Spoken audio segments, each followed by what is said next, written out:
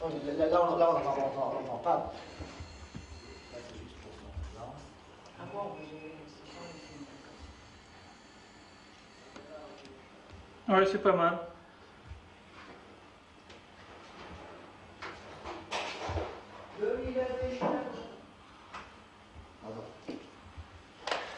Silence à la cuisine, s'il vous plaît. Bonjour, vas-y, Jean-Michel, dis-le. Silence, s'il vous plaît. Dis que tu es prêt. Ouais, c'est bon. Comment?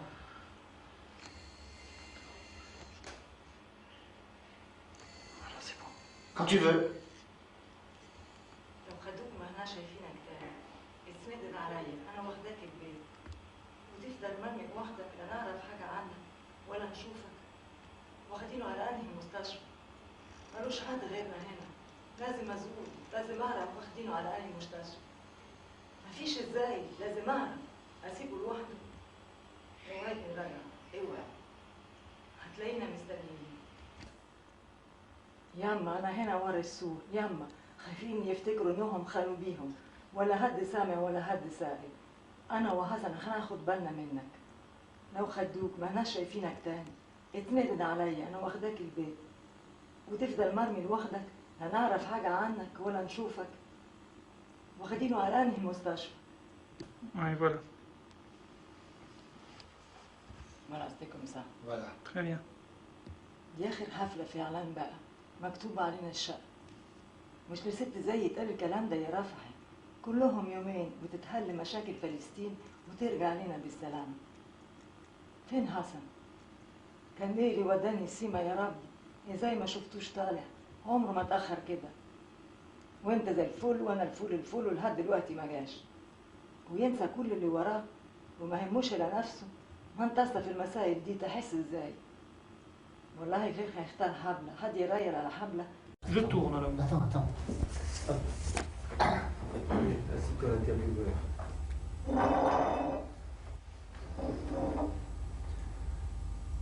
Comme tu veux, Dalida. بون ايفان ربنا يقدرنا ويرد لك جميلك يا اسطى بس اخد حاجتي توصل بسلامة يا اسمك ايه؟ ما الواحدة دايخة بقى ده احسن فيلم عربي اتعمل بهيم هما كلهم يومين سود يا رفعي اختي ما شفتش الواد ابن بنتي من يومين من الكاميرا للدول يا قلبي لا تحسن يبقى عملت ايه واسيب اللي ورايا لمين ترجع لنا بالسلامة تبقى هتخليني فهمت تهيت سعيد بس على حسن المدرسة وراجع لك الله يسلمك ما ننسالكيش افدالك حياتك الباقية لحد منهم عارفني وانا حتى عرفت حد اهو وجبنا لكم ديه تحطوها في النيل تقدفوا ووصلنا اسكندريه وقابلنا الانجليزيه الليله طبخلكم القاس اجتماع كلام الملك الانجليز كفايه عليك هم تلاميذ انت ضعفان وانا مش ما حدش في البلد عارفني ولا كلمني كانوا مخبيينها من الغفر بالليل حطوها في صندوق ودفنوها في الغيط اخدت بعدي ورجعت انتهر انت اول مره بس وعلينا الباقي مش برضو كنت تسأل سته قبل ما تعزمني الولادات الوقتي ده خوت الدنيا صاحبك ده يعني انور وجدي يا خي رايح لي تعالى برنسيسة نتجوز روز القرد احسن تخلفوا ورود ورادات وتعيشوا في تبات ونبات بالك نروح احنا التلاتة هتكون في راستين في حضن البرنسيسة الحنة بتعمر Dalida. وي Pardon, j'ai eu du mal à vous couper parce que j'étais ému. J'ai pas compris ce que ça voulait dire. Mais j'avais la chair de poule. Alors ça veut dire quoi ça? Qu'est-ce qui se passe? Mais Qu'est-ce que vous c'est-à-dire, faites c'est la première scène du film que j'ai tourné en Égypte pendant 2 mois et demi avec Youssef Chahine.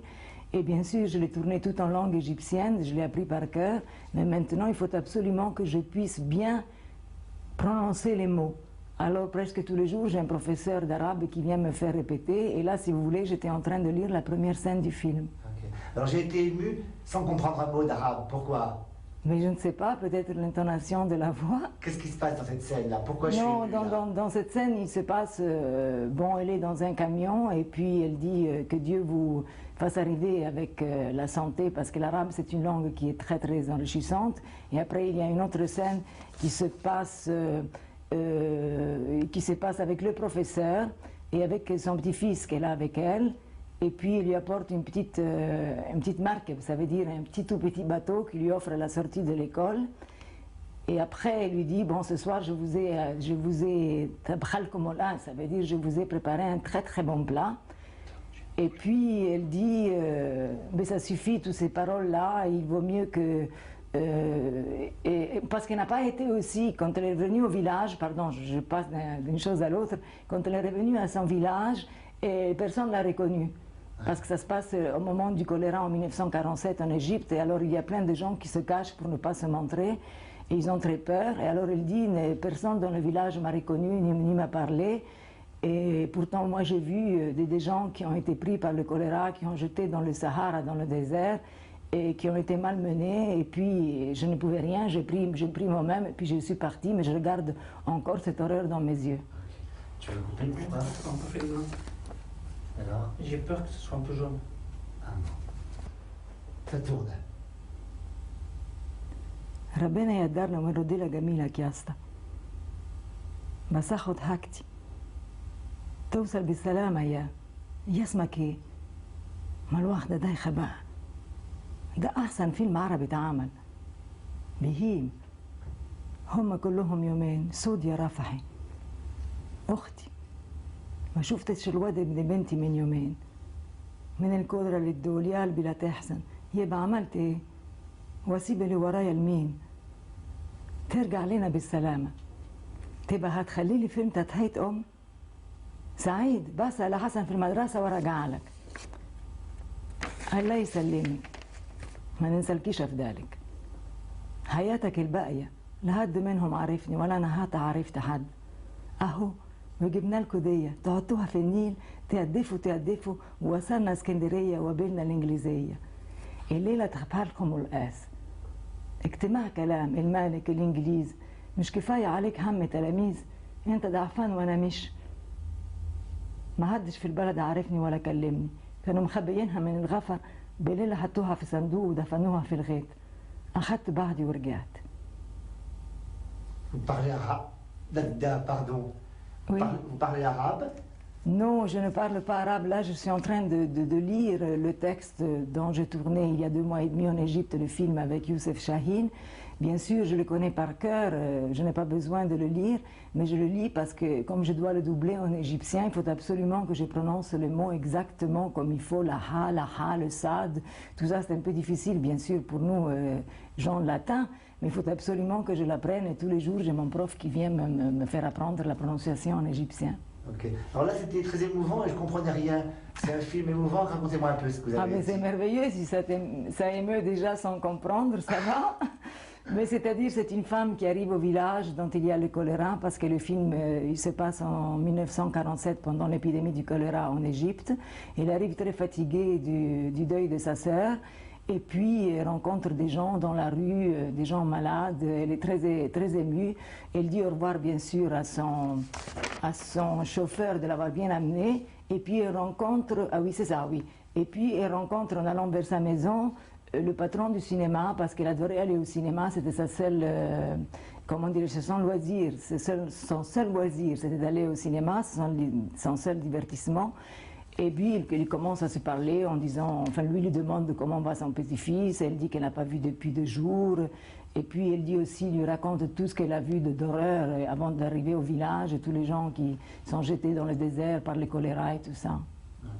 Alors racontez-moi un peu cette expérience, parce qu'on a vu les photos de Dalida sans cheveux, avec le jour. Attention, j'avais mes cheveux, bien sûr, je n'étais pas, comment dirais-je, rasée, mais je les cachais sous 2 foulards et après avec un voile, comme les femmes populaires en Égypte s'habillent, parce que c'est une femme du peuple, cette femme, c'est un personnage, si vous voulez, qui est très complexe, il est très compliqué, c'est un personnage qui s'enveloppe dans sa dignité, dans sa respectabilité et qui s'oublie complètement comme femme.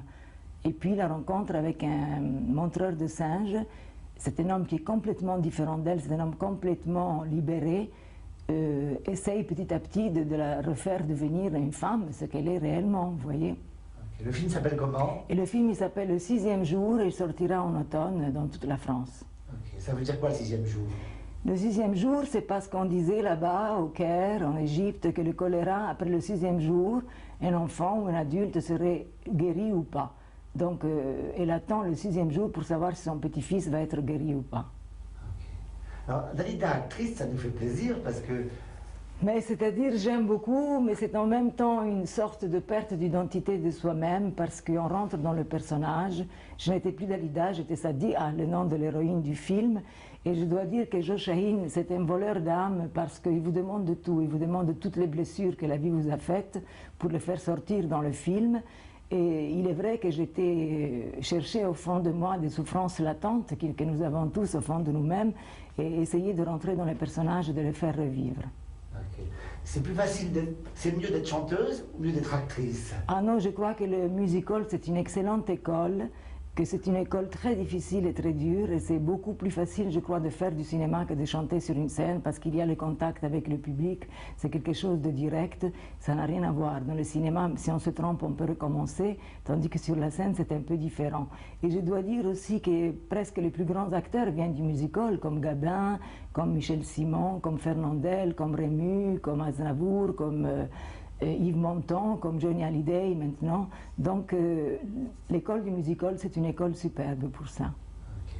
Alors l'autre jour à la télévision, on a vu un extrait d'un film où il y avait deux femmes qui vous frappaient, vous mettaient dans une baignoire. Là, vous étiez très ronde. Ah oui, j'étais ronde, mais c'est un film qu'il y a fort longtemps. C'est un film que j'ai tourné il y a 30 ans de cela.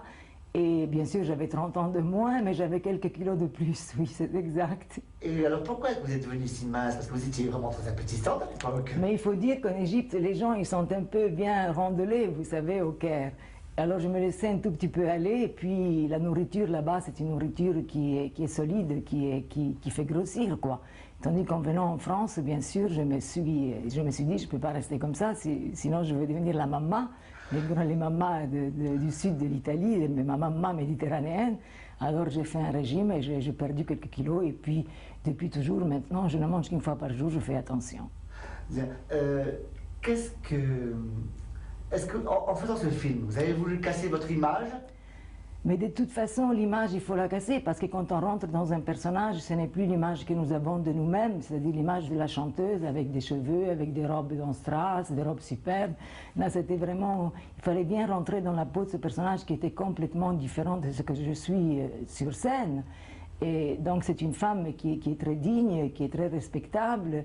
Et je ne dis pas que je ne suis pas respectable ni digne sur la scène, pas du tout, mais disons que je suis un peu plus voluptueuse sur la scène, tandis que là, c'était une femme tout à fait intérieure, tout se passait à l'intérieur d'elle-même. Parce que moi, Dalida, bon, moi je vous aime sur une scène star, mais je sais aussi que la Dalida, la vraie, est beaucoup plus simple. On m'a dit que vous faites des pâtes pour les copains le soir. C'est-à-dire, c'est normal que je suis plus simple, parce que je crois que la vie serait impossible si on se prend pour une star d'abord. Et si on vit comme une star, c'est vraiment impossible. Il faut vivre comme une femme. Je suis aussi une femme. Je suis une femme comme tout le monde. Donc je vais faire parfois, je vais au grand magasin, je fais mes courses toute seule. La cuisine, ça c'est autre chose, Jean-Michel. Parce que je ne sais pas faire la cuisine, mais j'adore inviter chez moi des copains. Et puis il y a mon amie et habilleuse Jacqueline Maléco qui fait la cuisine divinement bien. Oh, bah dis, les pâtes, c'est vous qui les faites. Non, non, je ne sais pas faire ça du tout. Je le fais très mal. Je sais faire un steak ou des œufs au plat, enfin rien du tout, quoi. Et la vraie Dalida me paraît plus proche de cette femme dans le film que de la Dalida sublime dans le film. Ah oui, absolument, absolument, parce que c'est une femme bon, qui a eu beaucoup d'expérience dans sa vie, que la vie a beaucoup blessé, et moi je suis aussi quelqu'un que, bon, tout le monde, la vie a blessé, je ne suis pas la seule. On a des moments tristes et des moments durs, et puis on a des moments qui sont plus légers et plus gais dans la vie. Mais c'est vrai que cette femme, je suis rentrée dans sa peau facilement. Je n'ai pas eu beaucoup d'efforts à faire. Pourquoi vous êtes souvenu de vos malheurs? C'est-à-dire, comme je vous ai dit tout à l'heure, le metteur en scène Youssef Chahine nous demandait notre souffrance, ce que la vie nous avait apporté comme souffrance et comme expérience dure de la vie. Donc il me disait, si tu as pu les vivre tant que toi, Yolanda, Dalida, tu peux me retrouver ces souffrances et me les redonner à l'écran, me les faire revivre. Ouais. Alors Joe Chahine, comment on dit qu'il est très dur? Non, Chahine, c'est un être merveilleux. Il a une façon à lui tout à fait particulière de nous faire travailler, c'est-à-dire qu'avant une scène, il nous prend dans une scène longue, disons une longue séquence, il nous prend dans une pièce à côté du studio, du plateau, et puis il nous fait répéter la scène comme si on était dans une pièce de théâtre.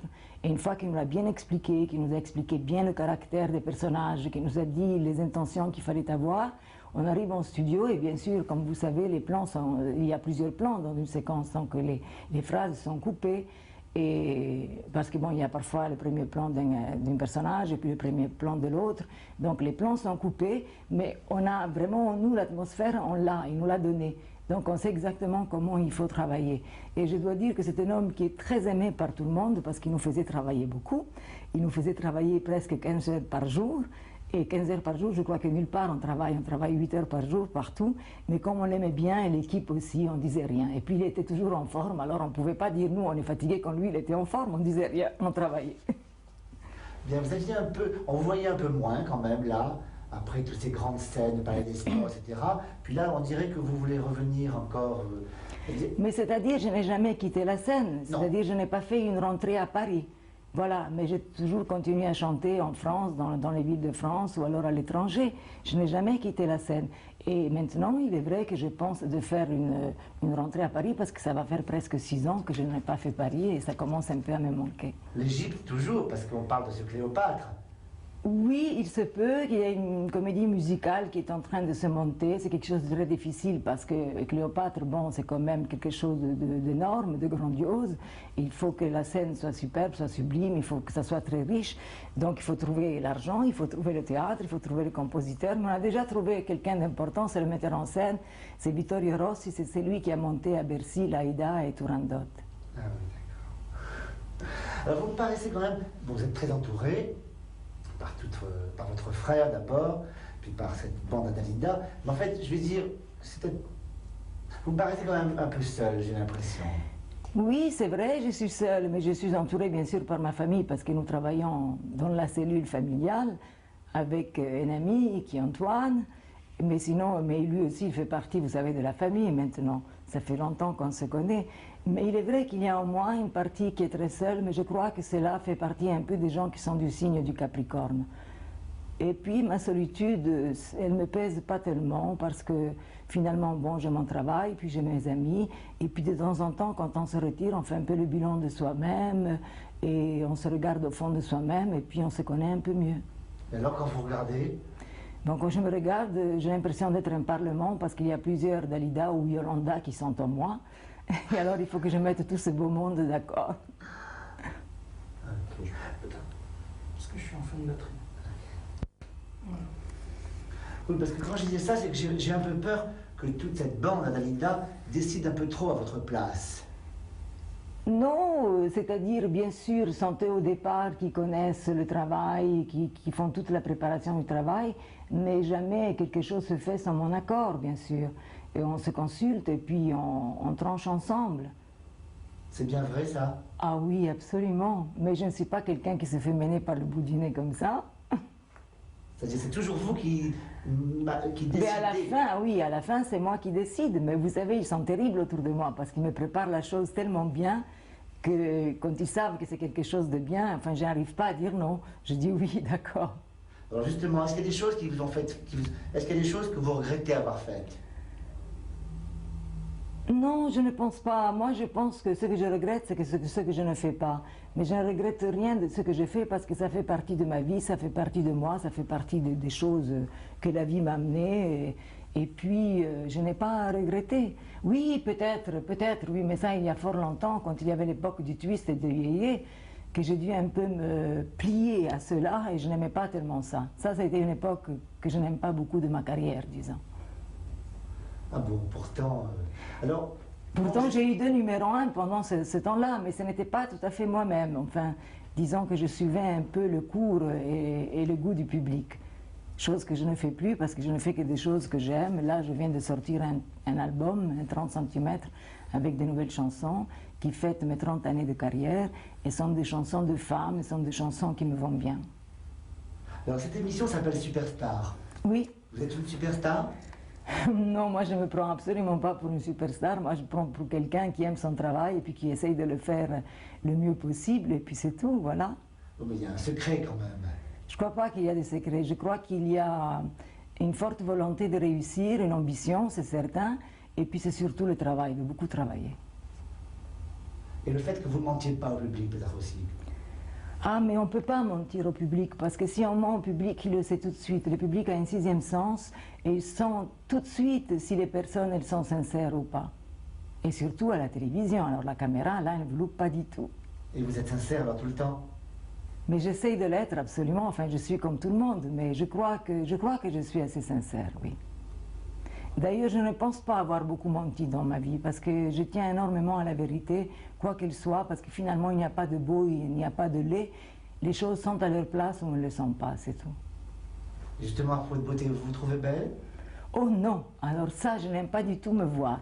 Oh, de temps en temps, je me trouve pas mal, c'est vrai, mais c'est rare. Pourtant, tous ces gens, tous ces fans vous adorent. Il y a un culte d'Alida quand même. Alors là, c'est quand même étonnant aussi. Mais ça me fait plaisir parce qu'ils me suivent depuis 30 ans, ils sont fidèles. Mais vous savez, je ne sais pas exactement comment ils me reçoivent, parce que moi je ne me vois pas finalement, même si je me regarde à la télévision ou sur des photos, ce n'est pas du tout la même chose. Eux, ils me voient vivre sur une scène, moi je ne me vois pas sur une scène. Donc ils doivent recevoir des choses que je ne sais pas, que je ne connais pas. Ah, quand même, c'est le cœur qui parle peut-être. Ah, mais je crois que le cœur, c'est quelque chose de très important et qu'il faut toujours parler avec son cœur et voir avec son cœur, comme disait Saint-Exupéry. On ne voit bien qu'avec le cœur. Alors j'essaye de mettre cette phrase en pratique. Okay. Alors, vous ne trouvez pas belle, là, vous mentez un petit peu, je suis sûre. Non, je me trouve parfois en forme et parfois pas en forme. Mais ça, c'est toutes les femmes. Je crois que tout le monde, même les hommes, c'est la même chose. Hein. Oui, mais Catherine Deneuve aussi, parfois, elle se trouve Parfois, pas elle belle. est magnifique, Catherine Deneuve. Elle est très belle. Mais je suis sûre qu'il y a des fois qu'elle ne se trouve pas bien. Oui, donc c'est purement subjectif. Oui, je crois, oui, bien sûr. Alors, s'il y avait à changer quelque chose, vous changeriez quoi? Je ne sais pas, Non, franchement, je me sens bien dans ma peau, je ne changerai rien. Je ne changerai rien. Je m'accepte comme je suis, je crois que j'ai mis longtemps à m'accepter comme je suis, alors c'est pas maintenant que je vais changer. Qu'est-ce qui a fait basculer? À quel moment vous avez accepté? Oh, il y a plusieurs années de cela, quand il y avait un conflit en moi entre Dalida et Yolanda, bien sûr, parce que la femme, elle est toujours là, elle se sentait un peu mise de côté. Et puis, j'étais tellement, comment dire, intéressée par la connaissance de soi et par tout ce qui touche les êtres, c'est que j'ai fait une analyse qui a duré 2 ans, et c'est comme ça que j'ai rencontré la vraie Yolanda qui était en moi, celle que je ne connaissais pas et qui de temps en temps me faisait souffrir. Alors ce que j'ai appris de devenir plus indulgente et plus tolérante vis-à-vis des gens, parce que quand on pense qu'il y a dans chacun de nous quelque chose qui souffre, un enfant qui pleure ou qui souffre, dans chacun de nous, on devient plus indulgente et tolérante. Et la souffrance, et les gens méchants, parfois, c'est une forme de souffrance, parfois. Vous n'êtes pas une méchante, je crois pas. Non, ça, je peux le dire tout à fait impérativement, je ne pense pas être méchante du tout. Pourtant, c'est un métier dangereux. Non, c'est un métier comme tous les métiers, il y a les bons côtés, il y a les mauvais côtés, c'est un peu dur, bon, parce que c'est un peu une jungle, il faut se battre, mais finalement, la vie c'est un combat, alors on y va, on se bat. C'est la guerre un peu, la vie, non? Oui, mais je crois que la guerre de soi, c'est la chose la plus importante. C'est la guerre qu'on se fait à soi-même, c'est la guerre sainte, ce qu'on appelle. Et c'est la meilleure guerre parce que quand on se fait la guerre à soi-même, on ne la fait pas aux autres. Ok. Merci, Alida. On vous laisse répéter alors. Oui, je vais continuer, d'accord. Continue. انتهر انت اول مره بس وعلينا الباقي. مش كنت لا سي با سا مش برضه كنت تسال سته قبل ما تعزمني الورادات الوقت ده خوت الدنيا صاحبك ده. يعني انا الوقت يا خي ريح لي تعالى برنسيسه اتجوز روز القرد احسن تخلفوا ورد ورادات وتعيشوا في تبات ونبات. هو بالك نروح احنا الثلاثه هتكون فراستين في حضن البرنسيسه. الهنا بتهمر تروح للزاج وتقول له ميت اكسجين. كلكم عايزين حاجتكم على الجهل. Oui, peut-être, hein, pour donner un petit peu de mouvement. En arabe, juste au début, quoi. Attends, je prends une autre phrase parce que هو مين بهدل مين كده برضه لا تخت الدنيا. ما قلنا بلاش الهم ده. مروان j'y vais là. بسم الله الرحمن الرحيم. بل الدنيا كلها واقفة على دماغنا اليومين دول، وايه اللي عمل فيك كده انت رخا؟ هو مين بهدل مين كده برضه لا تخت الدنيا.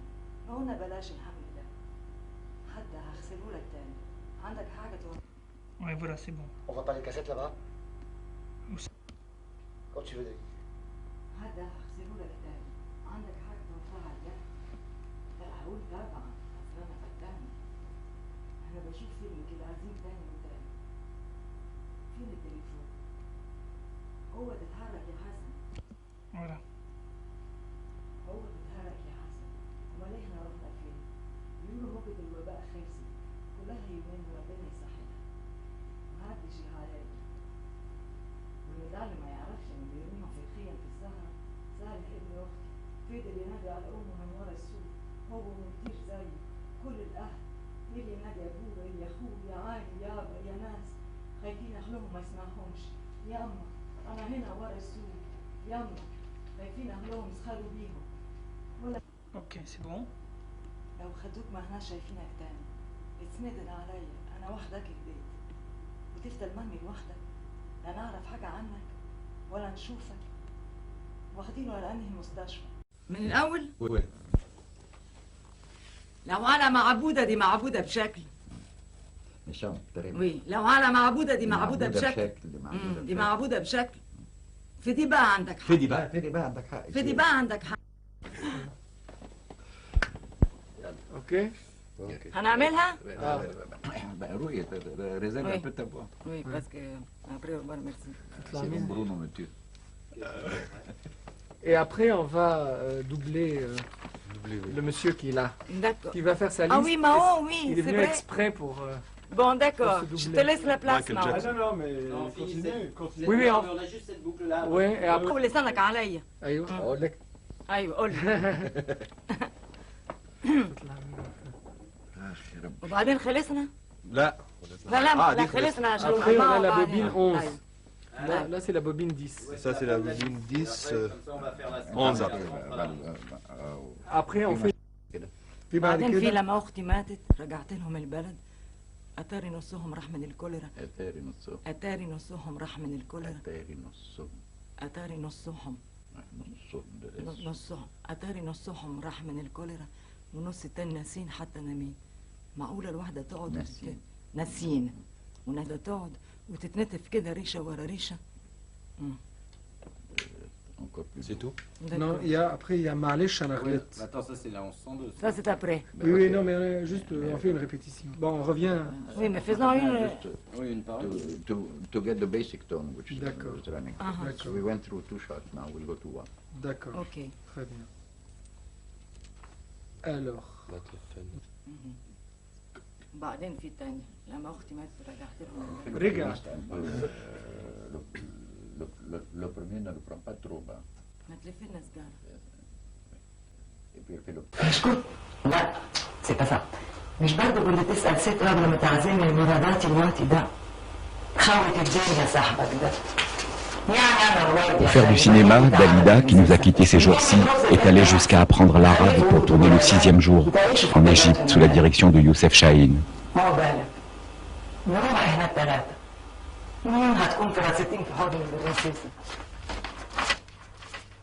Le musical, c'est une excellente école, que c'est une école très difficile et très dure, et c'est beaucoup plus facile, je crois, de faire du cinéma que de chanter sur une scène, parce qu'il y a les contacts avec le public, c'est quelque chose de direct, ça n'a rien à voir. Dans le cinéma, si on se trompe, on peut recommencer, tandis que sur la scène, c'est un peu différent. Et je dois dire aussi que presque les plus grands acteurs viennent du musical, comme Gabin, comme Michel Simon, comme Fernandel, comme Rému, comme Aznavour, comme Yves Montand, comme Johnny Hallyday maintenant. Donc, l'école du musical, c'est une école superbe pour ça.